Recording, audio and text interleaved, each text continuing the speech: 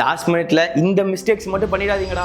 First, starting a new chapter. இந்த last few டேஸ்ல புதுசா எந்த சாப்டர் ஆரம்பிச்சு படிக்காத கண்டிப்பா போனால் நீட்ல எக்ஸிக்யூட் பண்ண முடியாது. Second one, studying till 3 AM. நீ எவ்வளோ பெரிய நைட் பர்சனா இருந்தாலும் பரவாயில்ல, நீ 1 மணியோட நைட்டை க்ளோஸ் பண்ணிடு.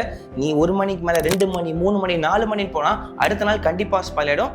Don't do this mistake. Third one, இதுதான் ரொம்ப important. Checking your phone every 30 minutes.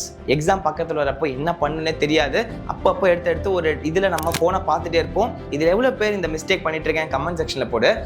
ஒவ்வொரு தடவை நீ ஃபோன் பார்க்குறப்பையும் டிஸ்ட்ராக்ட் ஆகிறதுக்கு நிறைய சான்ஸ் இருக்குது. இந்த லாஸ்ட் டைமில் ஃபோக்கஸ் தான் important. So every 30 minutes phone அப்பப்போ எடுத்து பார்த்துட்டு இருக்காத, எடுத்து தூரமாக போட்டு ஃபோக்கஸ் பண்ணி படி. Fourth one, deadly mistake, skipping your mark test analysis. நீ மார்க் டெஸ்ட் எழுதுறது எவ்வளோ இம்பார்ட்டன்ட்டோ அதை முடிச்சதுக்கு அப்புறம் அனலைஸ் பண்ணுறது முக்கியம். அதை அனலைஸ் பண்ணி ஒரு மிஸ்டேக்ஸை சரி பண்ணி இந்த லாஸ்ட் மூமெண்ட்ஸில் அப்டேட் பண்ணுறல, இதுலேருந்தே நிறைய கொஷின்ஸ் நீட் எக்ஸாமில் டேரெக்டாக கேட்க சான்ஸ் இருக்குது. ஸோ ஸ்கிப் பண்ணாமல் ப்ராப்பர் அனலைஸ் பண்ணி உங்கள் மிஸ்டேக்ஸை சரி பண்ணிக்கோ. Fifth one, losing your hope after 1 bad mark.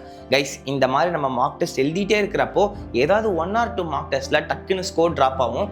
அந்த மொமெண்ட்டில் நம்ம அவ்வளோதானா, நம்மளால் சீட்டே எடுக்க முடியாதா, நீட்டை கிராக் பண்ண மாட்டோமான்னு செல்ஃப் டவுட் வந்துடும். நமக்குள்ளேயே தப்பாக ஒரு நெகட்டிவ் டாக் பேசிப்போம். நான் சொல்கிறேன், அப்படி இல்லை.